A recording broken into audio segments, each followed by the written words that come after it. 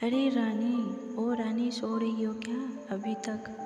रानी की जेठानी जोर जोर से चिल्ला रही थी घर के आंगन में खड़े होकर। रानी यानी मैं। तभी मैं भागती हुई अपने कमरे से निकली और बोली, दीदी आ गई मैं। जेठानी बोली, रानी तुम्हारा नाम रानी है, तुम रानी नहीं हो। मैंने तुम्हें रात में ही समझाया था कि सुबह को जल्दी उठ जाना, तुम्हारे मुंह दिखाई की रस्म है। मैंने बोला कि दीदी रात को नींद ही नहीं आई, जगह नहीं है, और मन में थोड़ा सा डर था कि सुबह आँख नहीं खुली तो।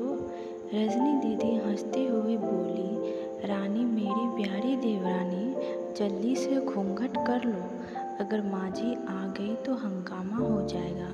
मैंने घूंघट किया ही था कि तभी माँ जी वहाँ आ गई और करकराती आवाज़ में बोली, चलो अब क्या यहीं गपशप मारती रहोगी तुम दोनों?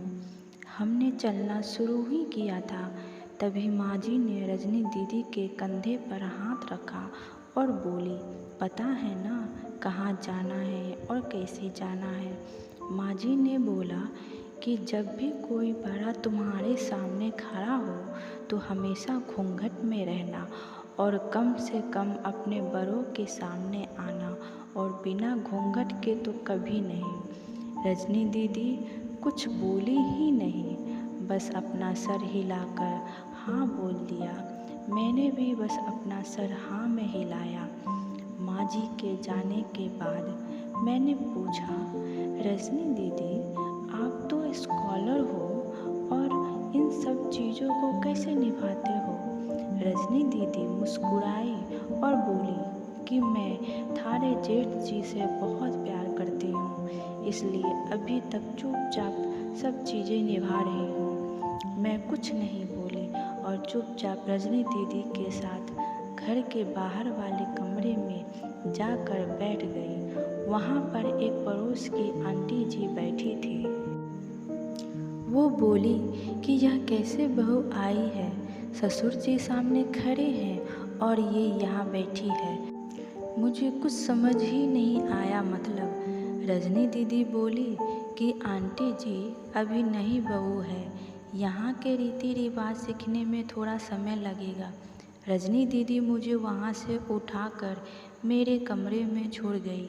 6 महीने यूं ही छोटी छोटी चीज़ों में बीत गए। फिर एक दिन मैं राहुल के साथ साड़ी लेने गई। राहुल का फ़ोन आया और वो दुकान से बाहर बात करने चला गया। साड़ी की दुकान पर मैं बेधड़क होकर साड़ियाँ देख रही थी। तभी साथ में बैठे हुए अंकल जी खांसे, एक बार, फिर 2 बार, फिर 3 बार। मैंने साड़ी वाले भैया से बोला कि भैया इन अंकल जी को पानी दे दो, बहुत खांसी हो रही है इन्हें। अंकल जी भड़क उठे और बोले, क्या बदतमीज़ लड़की है, ये कुछ शर्म लिहाज है या नहीं इसे?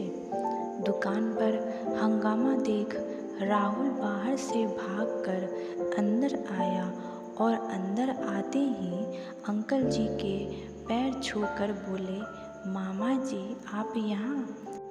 मैं घबरा के दुकान से बाहर निकल आई, एक लंबा घूंघट कर गाड़ी में बैठ गई। राहुल बाहर आया और गाड़ी में बैठकर गाड़ी बहुत तेज़ चलाने लगा। मैंने धीमी आवाज़ में बोला, गाड़ी बहुत तेज़ चला रहे हो, कहीं एक्सीडेंट ना हो जाए। हम घर पहुँचे ही थे तभी माँ जी जोर जोर से चिल्लाते हुए बाहर आई, देखो आ गई ये रानी साहिबा, ख़ानदान की इज्जत मिट्टी में मिलाकर। तभी रजनी दीदी आई और बोली, माँ जी मेरे शादी को 6 साल हो गए हैं, मैं अभी तक मामा जी को नहीं जानती, ये कैसे जानेगी? माँ जी जोर से चिल्लाई, देखो कैसे चप्पड़ चप्पड़ जवान चला रही है। इस रजनी की कभी राहुल सबकी बात काटते हुए बोले कि माँ ये दोनों सही बोल रही हैं, अगर ये हमेशा घूंघट करके रहती है तो ये मामा जी को कैसे पहचानेंगी? और माँ आज मामा जी के फ़ोन पर तुमने पूरे घर की शांति को भंग कर दिया है। ये वही समाज है जिसने सीता मैया पर भी उंगली उठाई थी। पिताजी और जेठ जी ने भी अपना पक्ष राहुल के साथ ही रखा।